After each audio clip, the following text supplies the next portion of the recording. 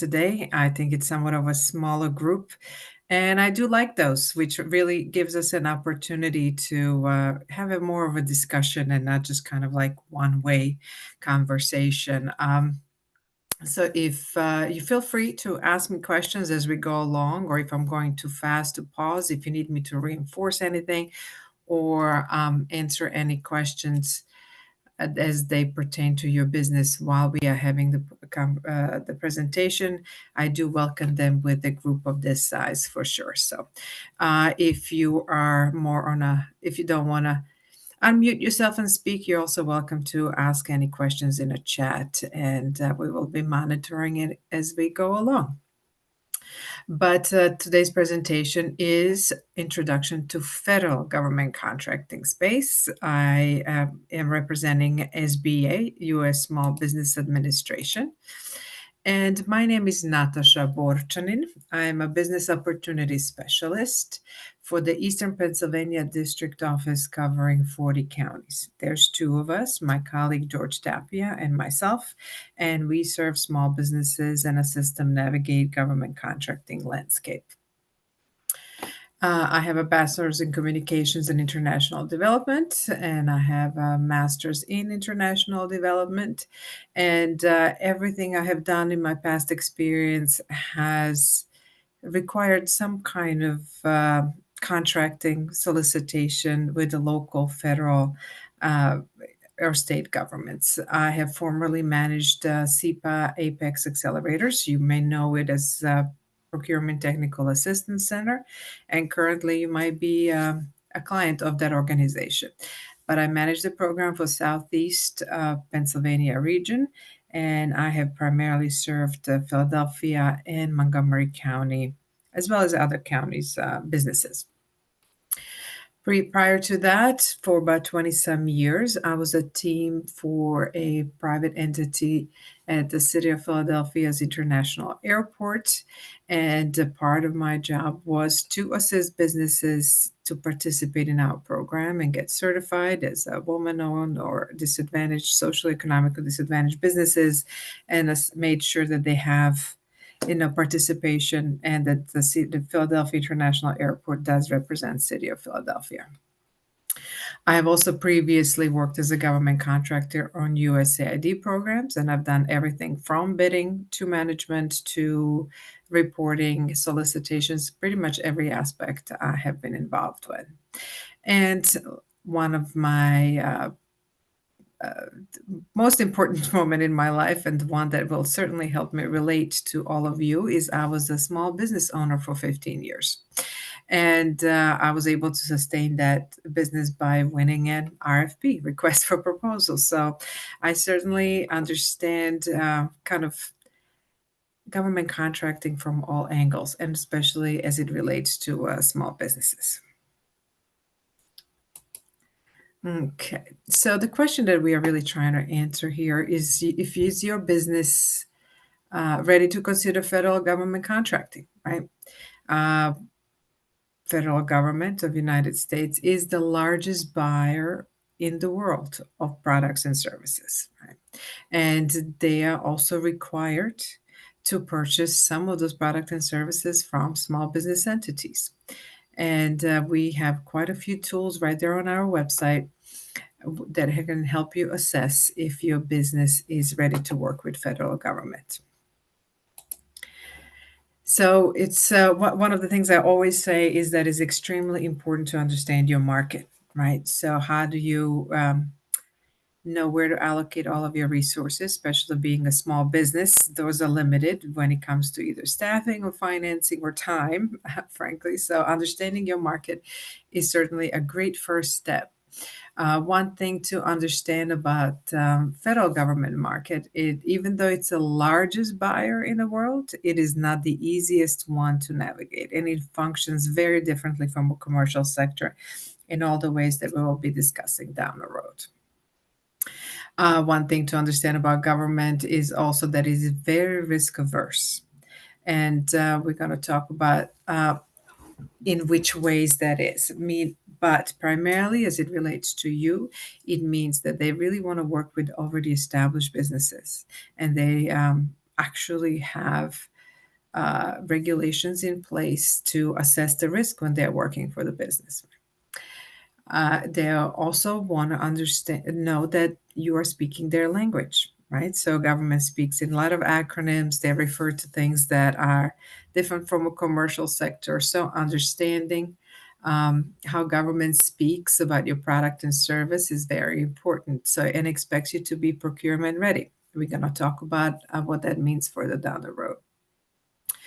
As you're working with SBDC, I'm sure one of the first things you have to put together is a business plan.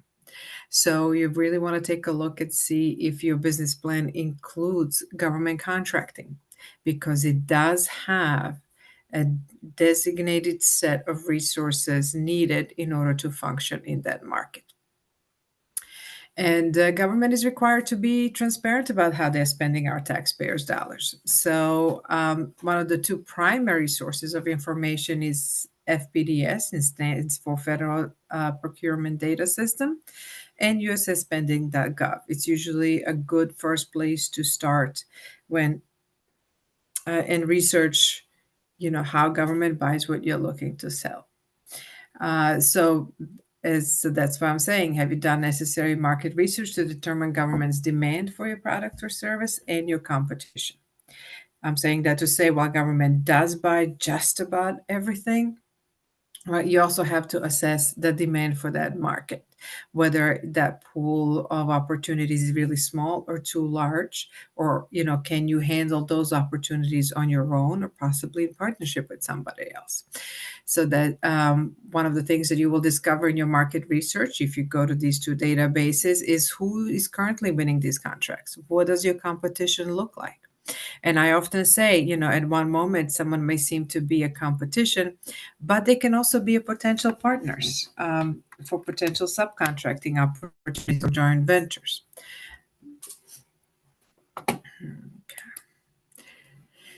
So there's quite a few sets of important considerations, right? So as I mentioned before, government is risk averse, and they tend to work with already established businesses. As you're getting certified, as you are bidding for this particular project, you're going to have to disclose your past performance, right? So this is a way of establishing your experience as a business in that particular field, right? And you have to be transparent and honest about it. And for certain certifications, government even requires at least 2 years of experience in commercial sector. That also leads me to say that if you are a business that is putting all eggs in a government contracting basket, I always discourage it, because government really wants to see that you have a mix of experience and that you can sustain your business and sustain a potential contract with mix of experience in the commercial and the government sector. And and we already talked about, having history of sales, related work experience, right? They will want to know who your clients are, how are you sustaining your business, and and also they want to know that you're truly expert at the thing that you're looking to sell. As part of your research, it is very important to understand who in the government sector buys your product or service. Once again, I'm going back to the research, to really have to understand the demand. And the reason why I'm reinforcing this message so much is because I encounter a lot of businesses that obtain certifications and they register at relevant portals and they think opportunities would just land in their lap, right? But it does take a very proactive approach in pursuing these opportunities. It's also important to know how much of they're buying product or service and how often. Can you meet the demand, or is the demand maybe not large enough in order for you to pursue government contracting? And also, it's very important to know government contracting vehicles. There are many different vehicles. There are many different types of contracts. And it's also important to understand how a particular agency is sourcing the thing that you're looking to sell. Is it through GSA, which is a General Service Administration that is vetting businesses to provide a product or service? Or is the agency pursuing these products and services on their own through bidding opportunities? Right. Government also wants to know that you have access to capital. Can you afford to do business with the government? The reason why I'm saying that is that government does not pay up front, right? So uh, it is important to be able to carry the expectations of the contract until you get your first pay. And that can take 30, 60, or 90 days. In the meantime, you may have to pay your staff. You may have to provide that product and service product and source it, right, to provide it to the government. So government wants to know that you're a stable company, and working with them will not put you at a disadvantage.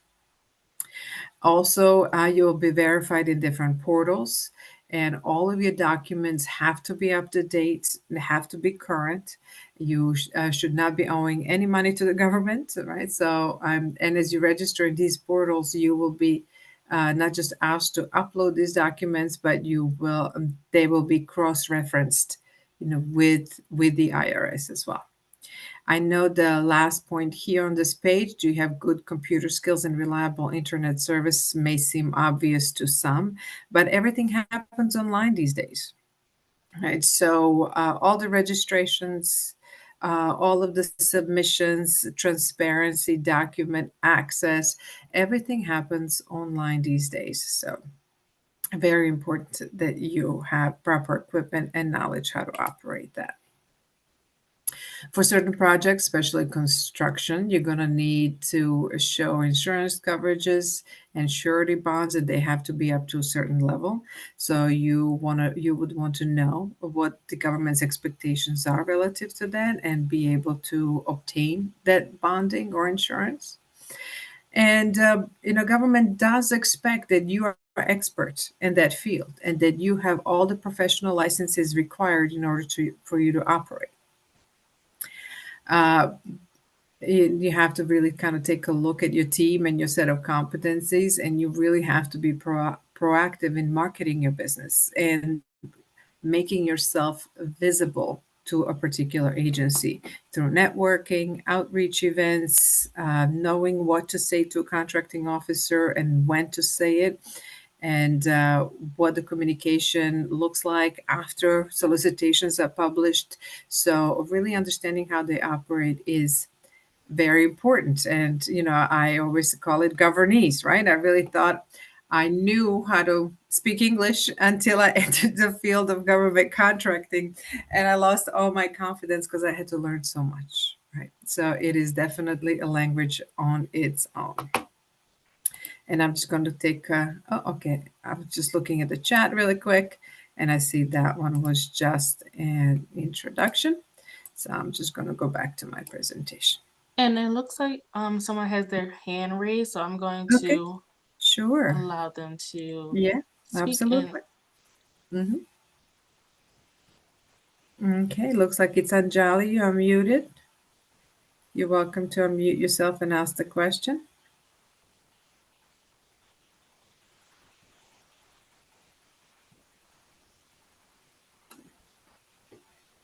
Okay, well, until Anjali rejoins us via audio. Oh, that was by mistake. Okay, got it. I will just move on with the presentation. No worries. So you have to, in order to work with the government, you must be procurement ready. If you approach agency prematurely, they will just send you back to school, as I call it. They may send you to one of the resource partners saying, really learn what is required in order to be procurement ready. But I am going to share information here of some of the basics, just necessary registrations and considerations as you are working with the government. In order to work with the government, federal government, that is, keep in mind, state and local governments may probably have their own registration portals and their own system via which they're vetting businesses and publishing opportunities. I am here speaking only about the federal government. So when you're doing your market research, please keep that in mind. So the main registration portal for SAM.gov is a system for award management. This is a place not only where you register your business, but it is also a place where you will be looking up any contracting opportunities. Also, one of the things you must identify are NAICS codes. NAICS codes are North American Industry Classification codes. And at those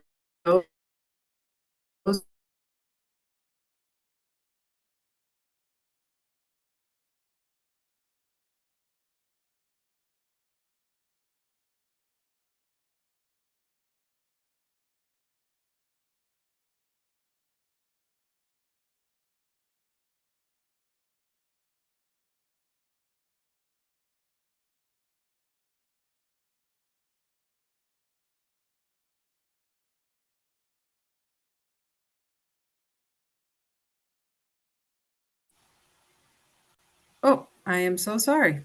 I don't know how I got muted, and I think that was disconnected for a little bit. Can someone tell me what was the last thing that they heard from me?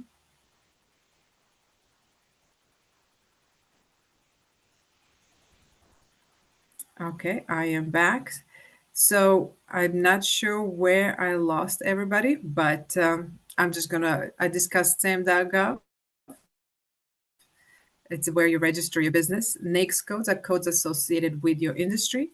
And dynamic small business search is SBA tools that identify all small businesses. And we will talk a little bit more about that. So the moment you register in SAM, the SBS system will identify you as a small business, right? And it is an actual marketing tool. And capability statement is a resume for your business. It's an absolute must in a government contracting. And I'm going to discuss each one of those things at a greater point. All right, I see that is it Caroline. Is that a question? Said I'm commissioned notary since June 2024. Our notary is valuable to the government. So you would have to uh, identify, on census.gov. You see this email right, this web address right there. Put a notary, and then you would go to these other two websites, usaspending.gov, and to see how government is currently purchasing those opportunities. So right off the bat, do I know I would have to do some digging in order to answer those questions? Yeah. Natasha, can you Yes. reshare your screen, please? It went away. Oh, did it stop sharing? Yeah. Okay, gotcha. I'm not sure why we got disconnected, but I'm glad you let me know. So I'm gonna share screen again. All right, can everybody see it again? Yes.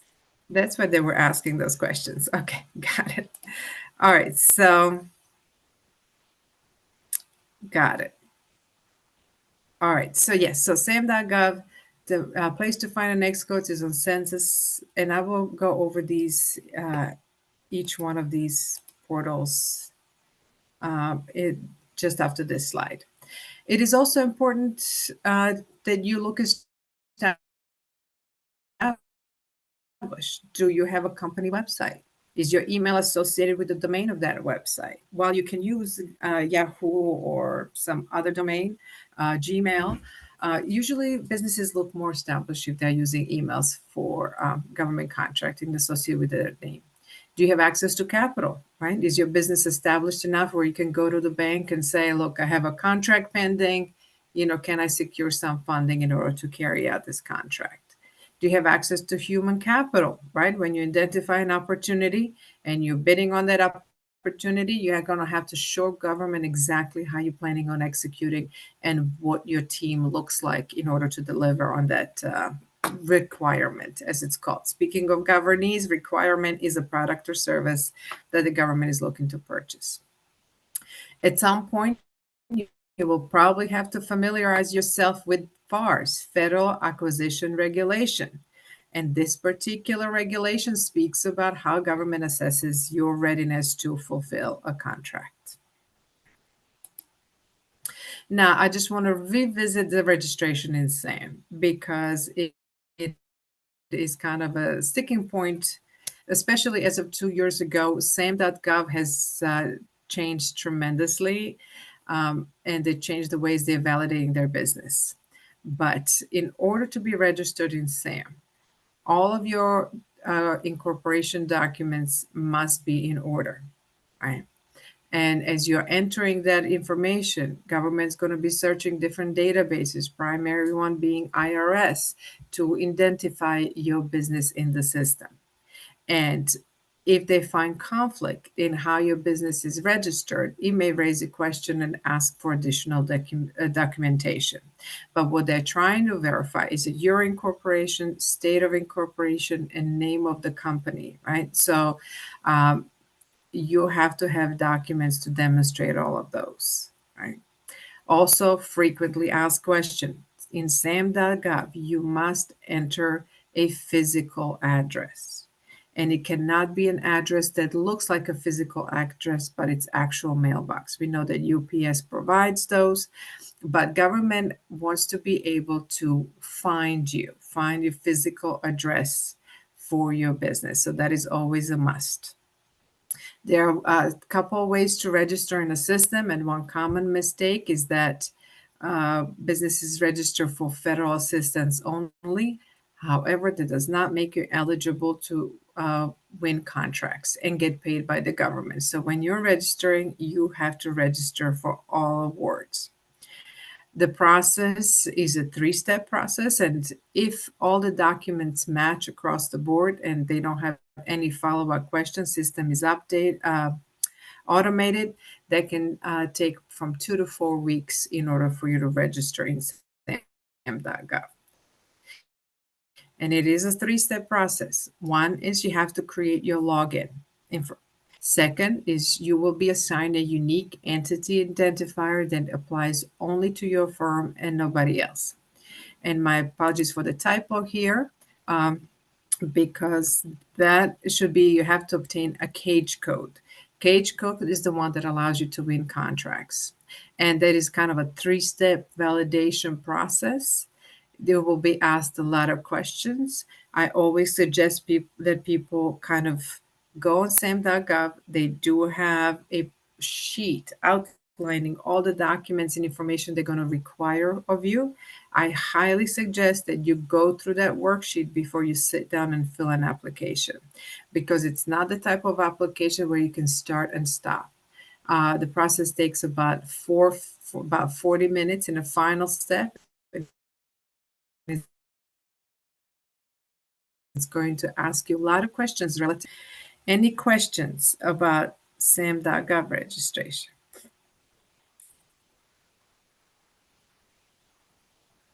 There's a Okay. few questions about other processes. Someone asked what was that cage code that What was the cage code? yes. Okay, so unique entity identifier, it just gives you identity, right? So it's kind of like a social security and government contracting for your business. Cage code asks additional question and identify you as a potential vendor for the government. All right, so they're going to ask you a lot of questions, and you must answer truthfully, and they're all legally bound, legally tied.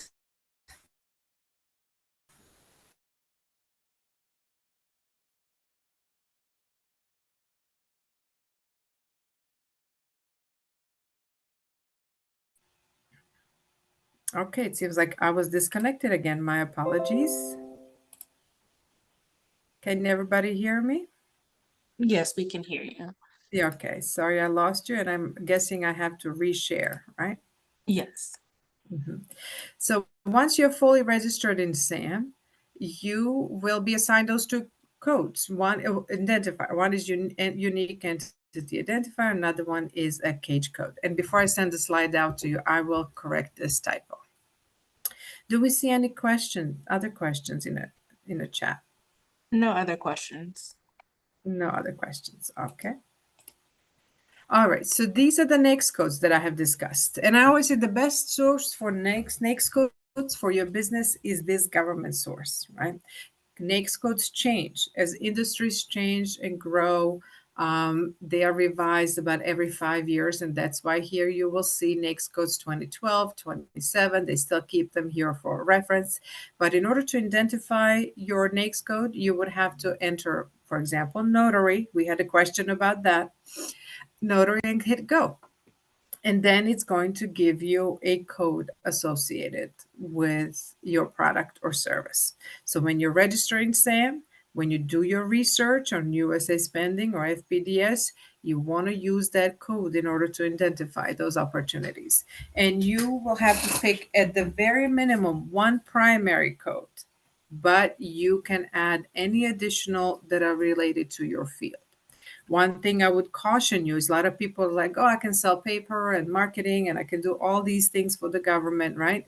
I would be strategic about that because as you're creating your profile in SAM and DSBS, as we will discuss, government wants to see consistency, right? So if you're saying that you're providing baked goods and marketing services, they may say, okay, well, maybe and they see that you're a team of 2 or 3 people, they may think that you're trying to do too much or act possibly as a pass-through company, meaning that you're hoping to win a contract and then outsource everything.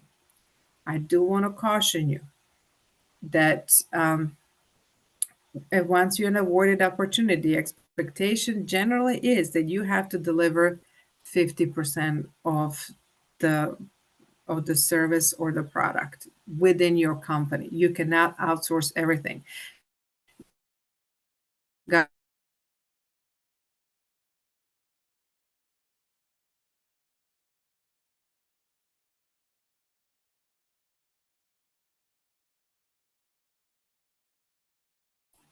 My apologies. I seem to be disconnected a lot. I'm not sure what's happening with our government server, but it is a cybersecurity month, right? So, did I also need to reshare my presentation? Yes, we should. Yeah, I am so sorry about that. I'm not sure what is happening. Okay, so hopefully I did not lose anybody. Does anyone have any questions relative to this? No questions in No the question. Q&A chat. Okay, got it. Okay. So this is the dynamic small business search, right? It is the SBA's tool that kind of provides information on your business. It does speak with SAM.gov. So the moment you're registered in SAM.gov and you have entered your NAICS code, you have entered your number of employees and revenues, you will be determined as a small business if that's what you are. You are. NAICS codes is directly correlated to the size of your business. So each NAICS code industry is considered small, right? And it's based on generally the receipts and number of employees. So this is also a place where government or other potential partners in a government contracting space go to verify information about your business, right? So I just kind of randomly took one because we're talking about and business, and you just kind of take a look at their information. They have their capability statement uploaded.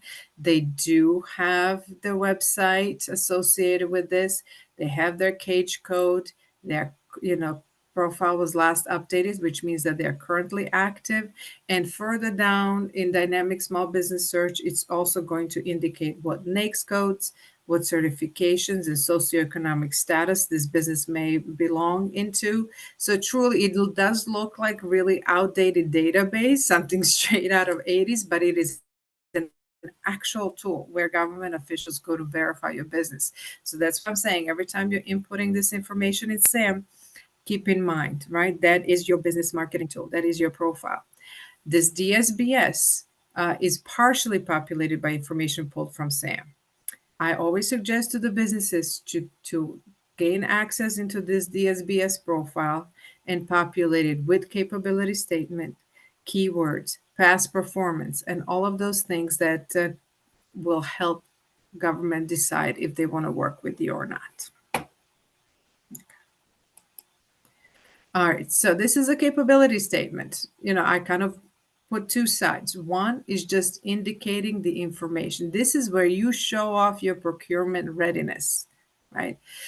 You give them the summary, you give them the list of NAICS codes, right? And description. This is like the left side is kind of the bare bones of what's required. This is where you're going to list your UEI number, your cage code, right? So your email and contact information. So when you are networking in government contracting space, either with government or other businesses that you're looking to partner with as a prime or subcontractor, you will present them with this capability statement. Keep in mind, this capability statement is just the foundation to get the conversation going. Contracting officers will go and take that cage code, go into the SBS, and verify what you're telling them. If you're telling them that you have a certification as a woman-owned business, and it will be reflected into that DSBS, right? And then on the right side, you just make sure that it's appealing, right? They do give a glance of maybe 6 seconds to capability statements, so don't make it multiple pages. Maybe the front page is kind of necessary information. You can use a backside for additional marketing, but make sure that the essential information is here, right? And that is where you show off your procurement readiness. You see, they have UEI, they have cage code contacts, they have these different certifications, and very important, past performance. And they're telling them exactly what they're doing in this industry, right? Do we have any questions about that in a chat or otherwise? No questions in regards to the webinar. I do see some questions about the presentation and Mhm, recording. Yes, we will mhm. be sharing the slide deck and the recording for this. Okay. And then another question just came in. Will Mhm. you clarify the 50-50 work from us and the contractor? Okay. So, well, I didn't say 50-50. I said that the expectation is government usually expects that the business itself is going to deliver on the product and their service that they're trying to. So when you are bidding on a project, right? When you're bidding on a contract, you're going to have to tell the government, what resources do you have to meet the demand of that contract, right? So if you are subcontracting to someone, they will want to know exactly what percentage is being subcontracted to somebody else. Right? So you have to be very transparent how you are going to fulfill that contract. It will depend on the size of the contract and industry, right? So when you're reading through a request for proposal, for example, always look for limitations to subcontracting section, right? But general rule of thumb is that the government expects that you will deliver with your resources, staffing, funding, product within your company itself. Meaning you can't just win the contract and then look for people to deliver on that contract. Does that help answer the question?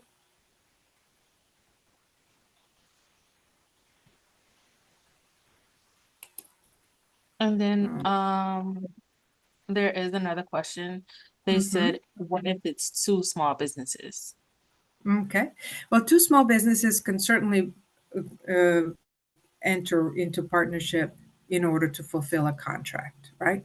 But you have to be transparent about that. They can even create what's called a formal joint venture, right? And then, they can disclose who's going to be doing what, right? So you certainly can partner with other businesses, right? But you just cannot outsource absolutely everything. That kind of raises a flag, or it is treated as a pass through, right? Which is kind of a no-no in government contracting. Okay. And then if you're still taking questions now, we have Mhm. two more additional questions. I see. Okay. I see the chat. Now, will you provide an example of winning response to an RFP? Okay. I get this question, not that particular question, but questions like, can you give me a template of response to an RFP? The template for an RFP, request for proposal, is the request for proposal itself. Every single one of them is different. So when you're reading through an RFP, I usually always go to a scope of work and look, is this something that I can deliver on? Just read it thoroughly and then read all the rules and regulations and see, do I meet the standards, right, of what is required. I know that this is not an easy task, but there is, I cannot. So if I was to show you a response, I would be disclosing information that I'm not allowed to disclose, right? So, but I don't have an example that I can show you. I just know that uh, contracts are evaluated on three primary standards. One is pricing. Another one is the quality of delivery of the on the entire project, and then past performance is also an evaluation factor because, like I said, government must assess a risk before they start spending our taxpayers' dollars, right? Right.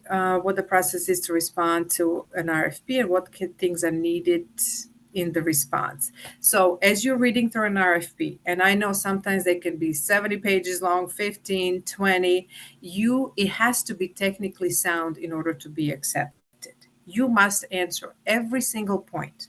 And usually when the RFP is published, so it will also create a period for Q&A. And when you ask, if you need, after you've read everything and you have questions, you can ask questions of a contracting team. And then they're going to disclose answers not just to you, but to the entire competition. Anyone that has asked questions, all the answers will be disclosed for everybody's benefit, right? So, but you must answer everything. You must be transparent on how you're going to deliver on this contract and read all the rules and regulations just to make sure that you have answered absolutely everything. One important section is called reps and certs, where you're certifying that all the information is, correct. How many employees does your business need to have? It can be a one person business, right? We just want to make sure that that one person can meet the scope of that contract, right? All right, so another question we have. Let's say government needs to buy bananas. Do I need to grow banana or can I outsource from the manufacturer? All right, so government loves to work with the US based manufacturers, but they also understand that is not realistic. The size of the opportunity or how much money these thresholds will also determine what is allowed or not allowed. There are some countries that government kind of, if you're outsourcing for a specific country, government doesn't want to buy from those countries, right? So you can outsource from manufacturer, absolutely. But if you're competing with the manufacturer and you cannot be as competitive as they can, then you may lose out on that opportunity. Something to keep in mind. Does the limitation subcap apply to small business under the SAT? So every SAT stands for, um, so every threshold will have its own rules. So, and the greater the threshold, more the rules, right? So SAT stands for Simple Acquisition Threshold. So meaning that's opportunities, generally speaking, $10,000 or less, right? All right. Does the limitations apply to us? Yes, they do apply to set aside contracts. So the question is, does the limitation on subcontracting apply to set aside contracts? And here is why, right? So government has decided that done their market research. They have determined that that needs to be a set aside for a small business or let's say a woman-owned business. So a woman owned business wins that contract.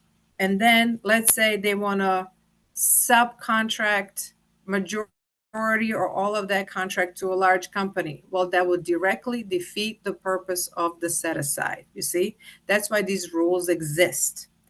Right. So sometimes these limitations of subcontractors will say things like you can subcontract to similarly situated entities, meaning you have to subcontract it for a woman-owned business in order for that criteria of a set aside still to be met.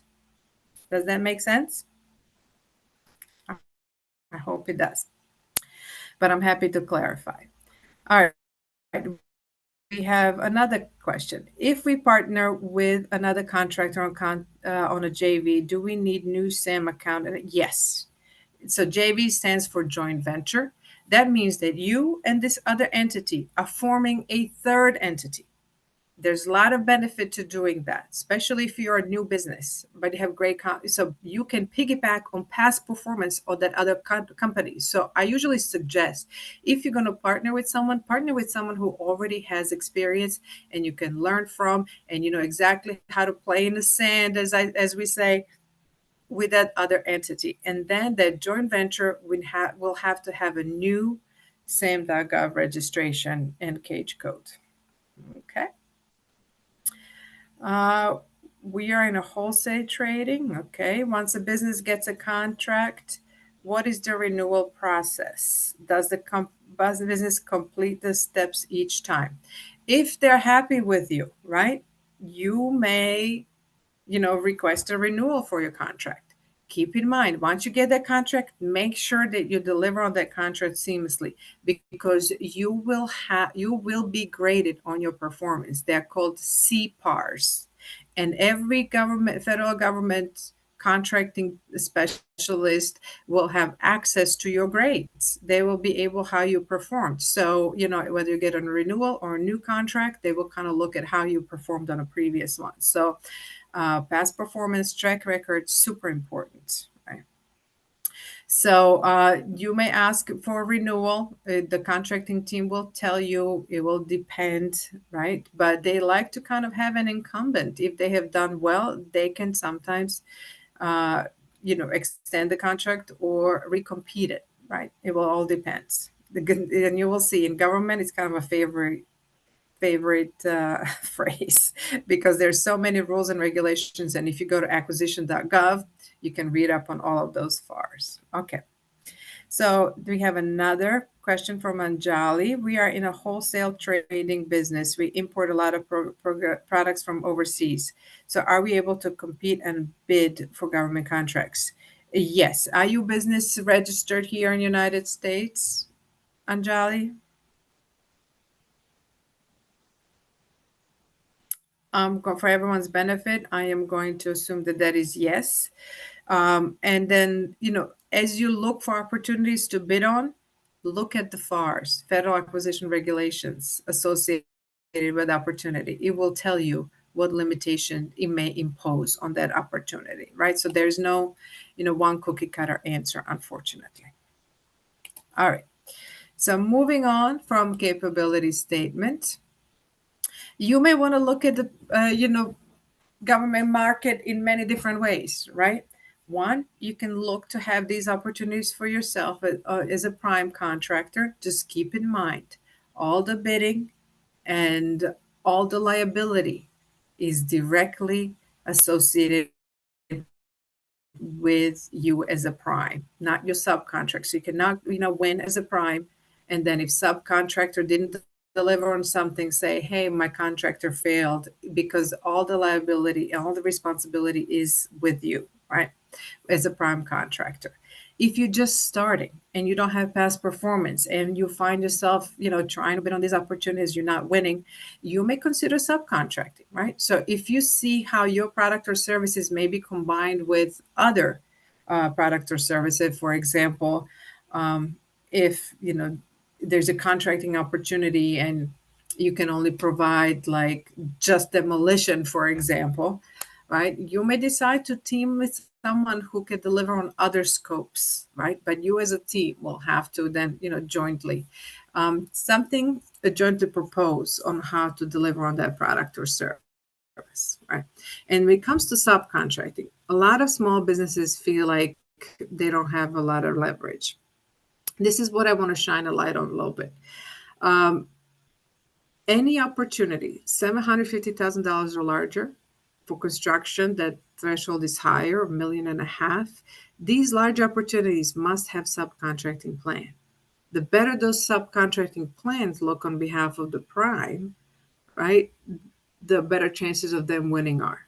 Sometimes these large businesses, or even so you can subcontract a small business too, they need to have appealing subcontracting plan. And sometimes these companies have entire teams. They have what's called SBLOs, small business liaison officers, that are trying to find other businesses to partner with for opportunity.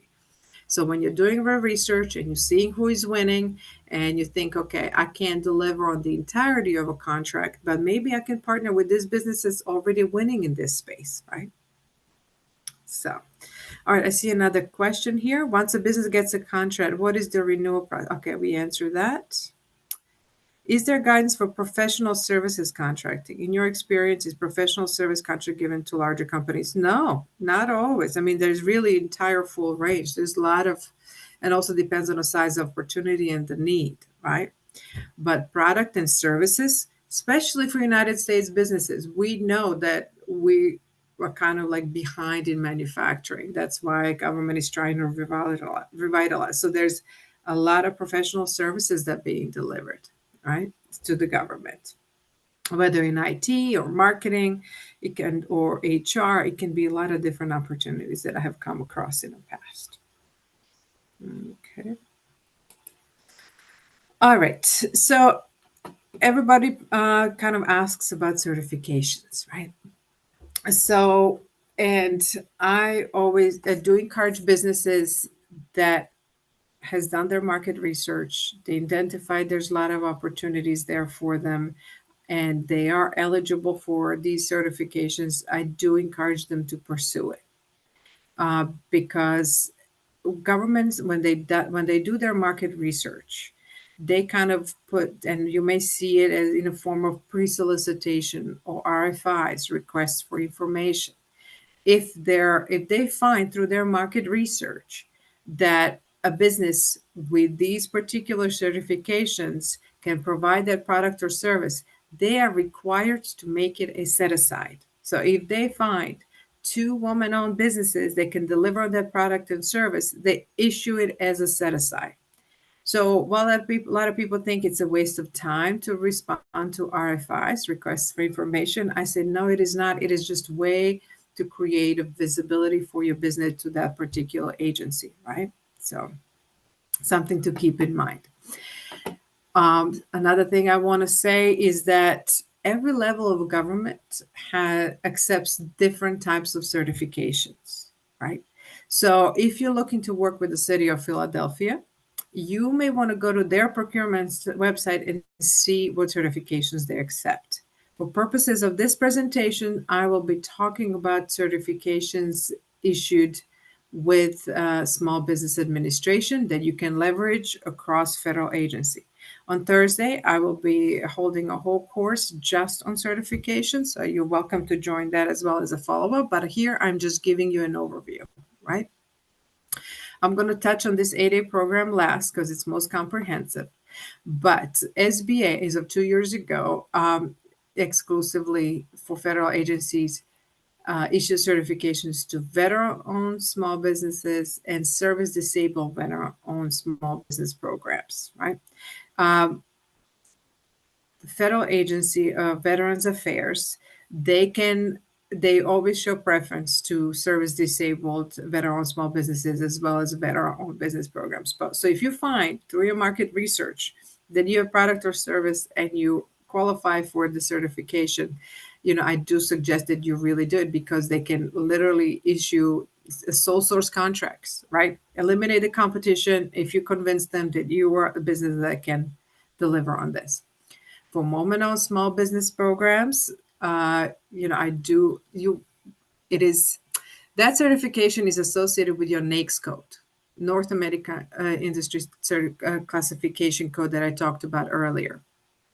So you're welcome to go on sba.gov portal, look at the requirements, and federal government has identified industry when women are grossly underrepresented. So they will give a certification for woman-owned small business to the businesses under those NAICS codes. You see how NAICS codes become important, right? Another one is a hub zone program, and it is for historically underutilized business zones. It is government ways of kind of like creating employment, more and more opportunities and development in those underutilized business zones. Something to keep in mind, Your business must exist in a hub zone, and 35% of your employees must exist in that hub zone. All right, so plug in your zip code and you'll be able to identify if your business qualifies under the hub zone. Now, 8A certification and business development program is a program for socially and economically disadvantaged businesses, right? So, and it's called not just a certification, it is also a business development program. And it is designed to enable businesses to participate as an individual and as a business for a period of 9 years. It is the only certification and program of a kind that allows access to sole source contracts, meaning non-competing contracts, right? If your business can convince the agency that you can deliver on that. So that's the greatest value of that certifications. There's also 8A set-asides. They're also good to leverage in subcontracting and other places, but the greatest value of 8A, and we will talk more about that on Thursday as well. But you're welcome to review the requirements on the website, right? And also what I want to let you know, very important. My God, time is flying. It's already 3:52. I want to also leave some time for questions. That our SBA certification website is currently down. It is being migrated to a whole new platform that will allow businesses to get certified for multiple certification at once, because the required documents are about 80% the same. So you potentially could be an 8A woman-owned veteran hub-owned business, and you can apply for all of those certifications at once, right? All right, role of certifications, and designed to establish consistent competency and standards for those performing acquisition-related work in civilian agencies, right? SBA provides several programs to help small businesses win contracts that have not historically done so, right? We talked about how they determine sole source and set aside contracts. You can also partner with other contracts that are currently winning and grow through that space, really learn what it means to contract with the government. And you can get mentoring and education from those businesses. It's either via joint venture, there's even mentor protege programs out there, right? And it is the government's way of accounting for related goals that they have, right? So these are kind of the thresholds. There is an executive order as of 23 that government must purchase from small business, right? About 23%, and government always exceeds goals in all of these categories except for hub zones. So you may want to keep that in mind. Philadelphia has a lot of hub zones. I believe 80% of Philadelphia and its surrounding region qualifies as a hub zone. So something to keep in mind. All right, I'm going to glance and take a look at the questions. All right, similar essential entities can perform 100% of the work. So just as an example, an awarded WASB can subcontract 100% another WASB similar. Well, it will depend on the size of the opportunity and the contracting team. Once again, it depends, right? So keep that in mind.